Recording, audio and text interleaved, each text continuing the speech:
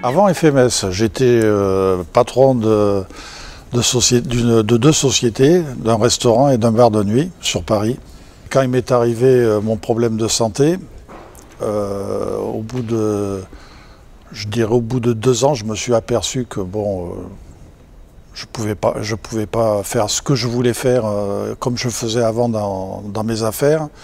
Donc j'ai vendu mes parts à mon associé et je me suis retiré dans la région parce que bon, j'avais pas mal d'amis.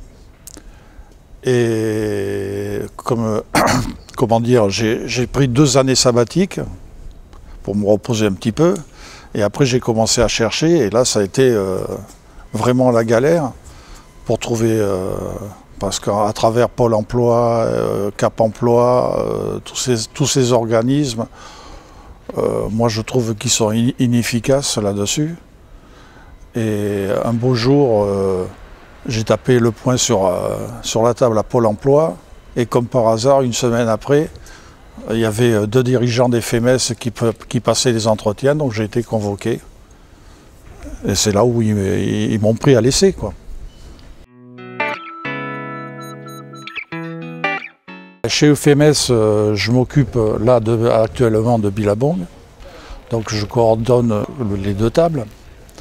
Donc je leur explique ce qu'il y a à faire. Et puis après, s'il y a un problème, ils viennent me voir. J'essaye de le résoudre. Si c'est un problème technique que je n'arrive pas à surmonter, je vais voir mon chef d'équipe, que je lui transmets et lui s'occupe de ça.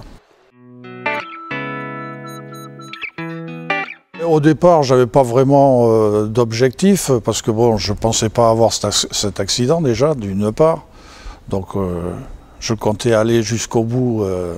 Ben, c'est tellement difficile pour quoi. Moi, je me suis aperçu que dans ce monde d'handicapés, c'était vraiment un parcours de galère, quoi. C'est pas facile.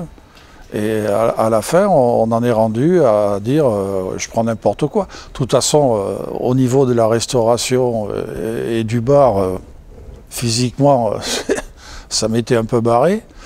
Donc voilà, donc après,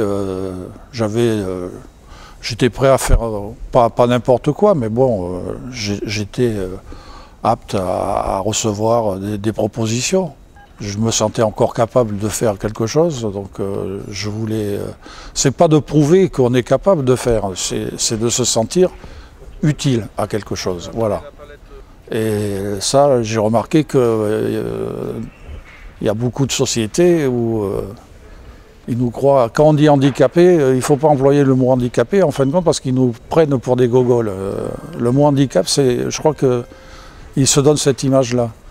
Donc il faut bien préciser, je suis en fauteuil, j'ai une épaule de travers, mais handicapé, non. Je suis à 2 ans de la retraite, et puis encore, je ne sais même pas si à l'âge de la retraite, je m'arrêterai tant que je suis en forme. Moi, je me sens encore jeune, alors donc je continue. Bon, peut-être que ma femme ne sera pas d'accord, mais bon, ça c'est autre chose.